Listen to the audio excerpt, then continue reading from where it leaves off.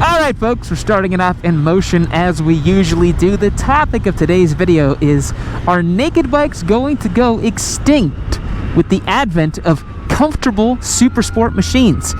It seems like everybody is vying in the marketplace to build comfortable sport bikes, man. Daytona 660, GSX 8Rs, you got the new V2 Panigales that literally in the marketing material says how it's more comfortable to ride. The Yamaha R9 designed to be more ergonomic as well. And to me, it kind of defeats the purpose of a Supersport machine. I understand that for many years now, super sports and super bikes have been declining in sales. Basically, the hard truth we don't want to talk about on the channel very much is that motorcycle sales have never really recovered since the 2008 financial crash. We've never gotten back to those figures. And, you know, obviously we're now trying to sell sport bikes that are more comfortable so that they're more usable every day and people can still, you know, have fun with them and they look cool. But realistically, that's what the naked bike was designed to do, right? Back in the day, when this street triple, for example, debuted, it was in 2006, they had the Daytona, Supersport, committed ergonomics, fun to ride, you know, capable on track. And then you had the naked bike that was, you know, easygoing, very lightweight, easy to ride on street, nothing too crazy about it, a little bit down on power from the sport bike. And that was the formula for a long time. So truthfully, I had this thought whenever I reviewed the Daytona 660, and it's been kind of gnawing at me as we've seen these more comfortable bikes come to market. I can't help but think, boy, like, what exactly is the point of a fully fared motorcycle that's kind of comfortable to ride? Because it doesn't really do anything that great, to be honest. It's these kind of like jack of all trades bikes that are kind of good at most things, right? And you could say, yeah, that's exactly what we need in the market, but I really like specialized motorcycles. I like bikes that can do something really well. And a fully fared motorcycle that has a naked bike engine, to me, doesn't really make a lot of sense and kind of cannibalizes the naked bike in general, right? Why would I go buy an MT-09 SP that has the same engine as an R9?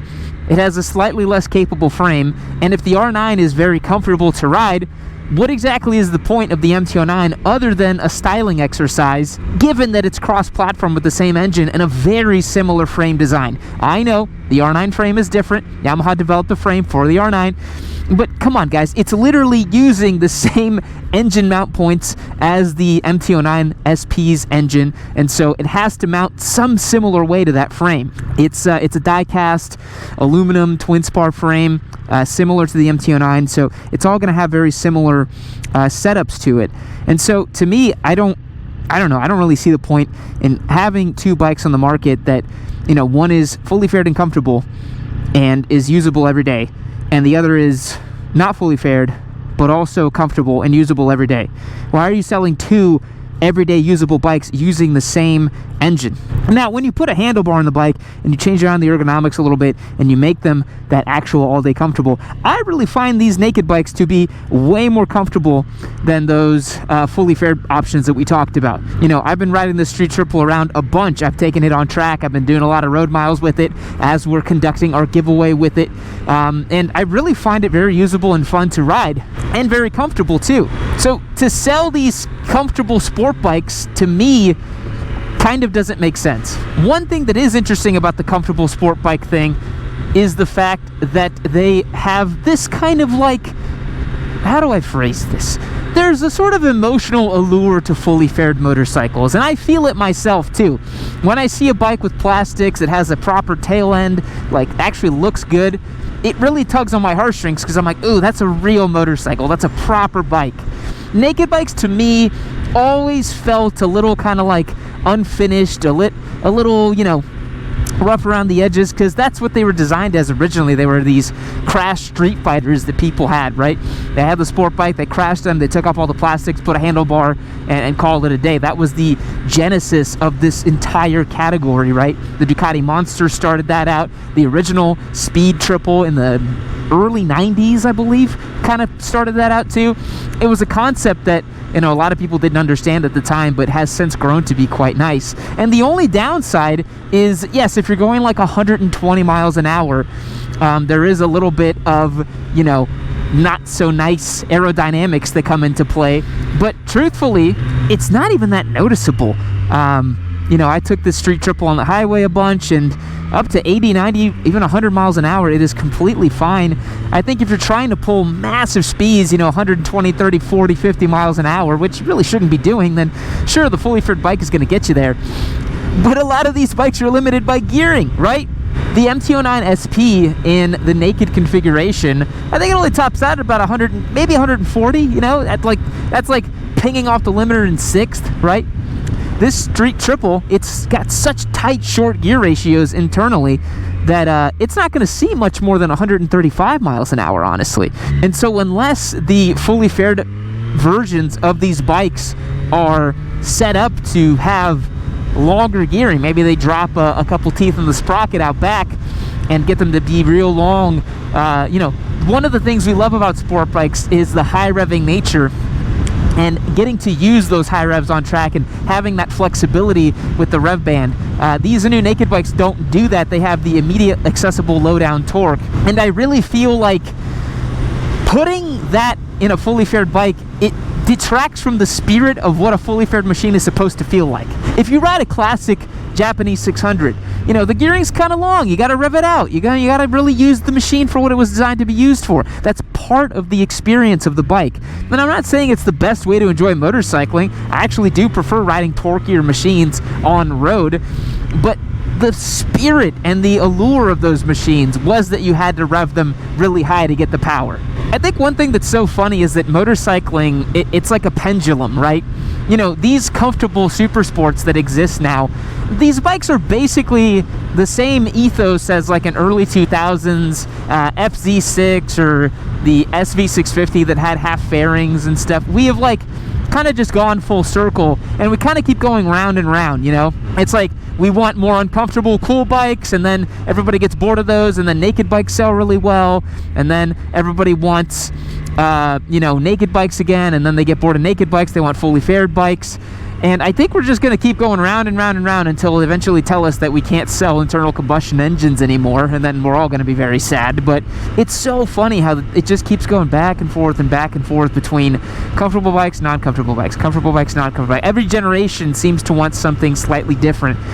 All right, if you told me that I would have 2 yellow giveaway bikes for 2024, I don't think I had that on my bingo card, honestly. But this is our Cosmic Yellow Street Triple 765 RS. This is our new giveaway bike on yammynoob.co. Become a member for your best chance to win. You can stack up your entries, assign them to this giveaway bike, and then we do more giveaway bikes. You can do that as well. You get access to the Discord server, exclusive content, discounts on merch, and so much more. Head over to the website and do not miss your chance to win this machine.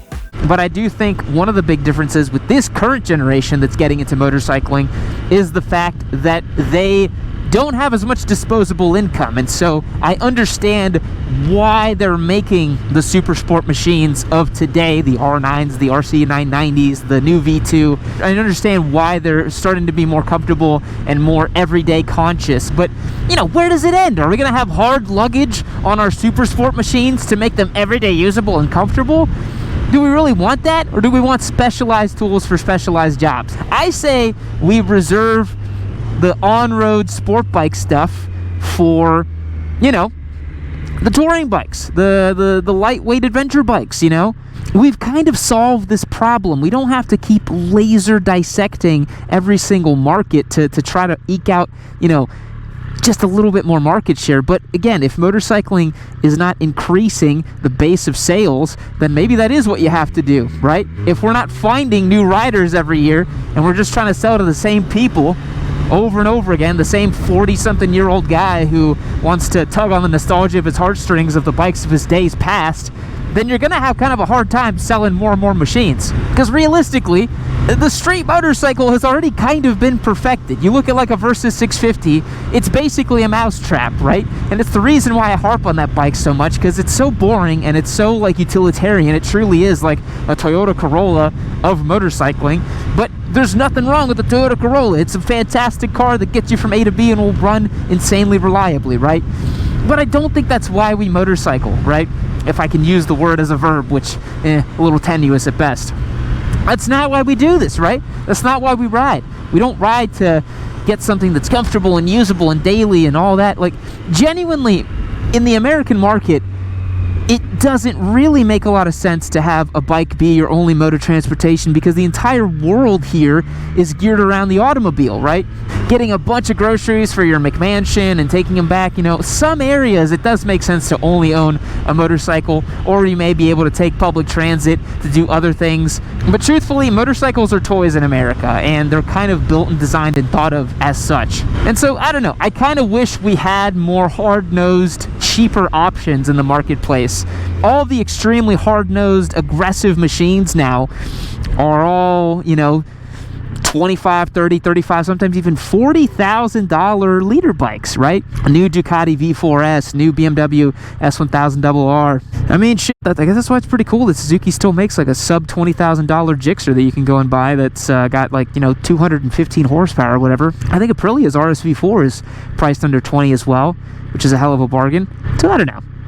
It's a bit strange to me that we're converging at this comfortable super sport that's based on a naked bike thing. Maybe I'm just like old man yells at clouds over here, but I kind of want specialization with my sport bikes. I want them to be hard-nosed. And I want my naked bikes to be what a naked bike should be. I don't think we should keep making our naked bikes into sport bikes and the other way around, and I don't know. Because I do think it will cannibalize sales. Unless the ergonomics package is drastically different, which it doesn't appear that it will be. It's just marginally different.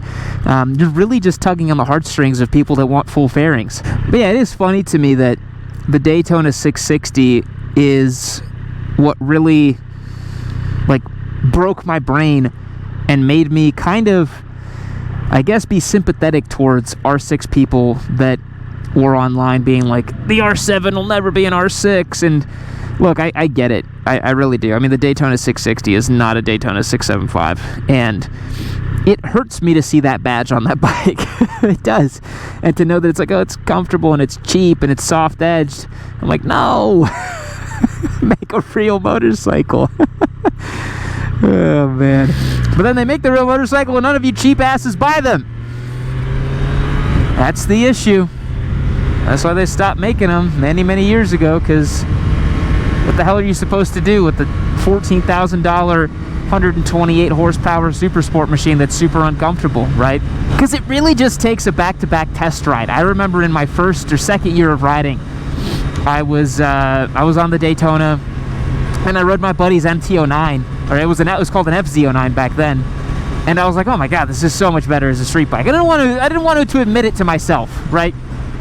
But I was like, oh, it's got a triple, it's fun, it's comfortable. This is awesome. Because they don't make sense. Part of me is like, riders should go through that attrition. I really believe that riders should really go through that process of riding something super uncomfortable. Because it teaches you a lot, you know? It teaches you what you want and what you don't want.